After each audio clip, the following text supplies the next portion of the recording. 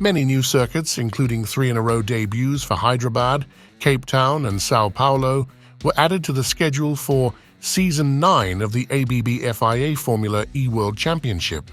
But how do those courses go from concept to competition while keeping safety, excitement, and logistics in mind? Track design is no exception to Formula E's reputation for bucking convention and doing things a little bit differently, which dates back to the series' inaugural race in 2014. Sao Paulo, Brazil, is the third new track on a record calendar. The current campaign began with new stops in Hyderabad and Cape Town. For the 10th season, Formula E will be held in the center of Tokyo, Japan, which will be the first time ever that a World Championship motorsport event has been held there. Just minutes from downtown Tokyo, the Tokyo International Exhibition Center, popularly known as Tokyo Big Sight, is the largest arena in Japan. It will be encircled by a difficult 18-turn, 2.582-kilometer street circuit. Before we dive into the world of Formula E, make sure to subscribe to the channel and click the notification icon. How is a Formula E street circuit selected? In contrast to other circuit-based championships, the great majority of the raceways that Formula E visits are transient rather than permanent. These raceways are situated in some of the most prestigious cities on Earth, and they are built and homologated the night before the event with the help of the FIA Formula E, the National Sporting Authority, and the local promoter. Joining the series typically starts about 18 months before the anticipated event, when a host city representative registers an expression of interest with the championship promoter. What is the process of designing and building a racetrack in Formula E from start to finish? The FIA's International Sporting Code preconditions, the amount of necessary civil work, and the placement of the main structures are all taken into consideration by Formula E during the feasibility study that follows the appointment of a track designer to draft the circuit proposal. Once all deliverables are known, contracts are exchanged.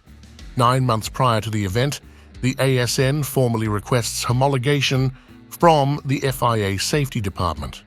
The FIA Safety Department then designates an FIA circuit inspector and uses the designer's drawing as a basis for simulations to verify the circuit's various safety features such as runoff areas and barriers, and recommends any necessary modifications.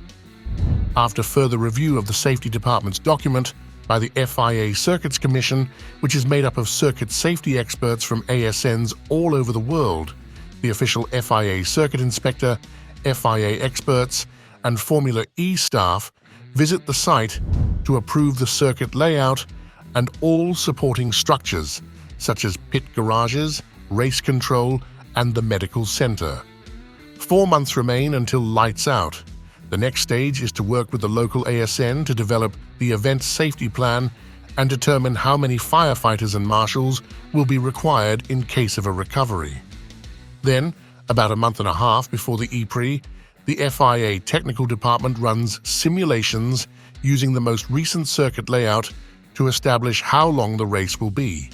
If there aren't enough braking zones for energy regeneration, more changes might be asked for.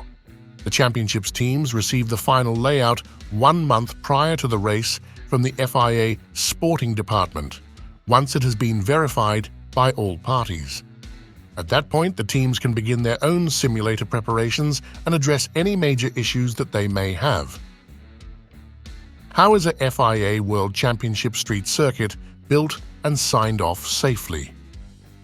The track build starts 2 weeks before the race and is managed by Formula E FIA specialists come in for the last stage to approve the circuit's safety features and make any last-minute practical adjustments, including changing recovery vehicle access or installing safety obstacles. To ensure everyone is familiar with the layout and allow for any last-minute adjustments, a track walk is conducted on Thursday morning of race weekend with all pertinent stakeholders, including the circuit builders, Formula E staff, E-Safety Delegate, Sporting Delegate, and FIA Race Director. The course has been constructed in conformity with the final reference plan, which was given preliminary approval by the FIA Circuits Commission, according to FIA Circuit Inspector Scott Elkins, who also serves as the FIA Formula E Race Director. He provides a thorough inspection report, and if all requirements are satisfied, he requests that the circuit license be released before shakedown with the FIA President's signature. At that point, track action can begin.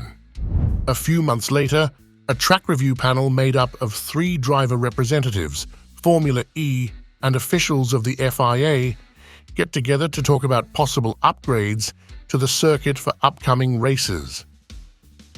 What do you think of this process?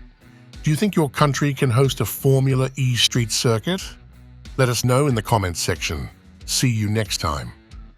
Until then, subscribe to the channel and stay connected.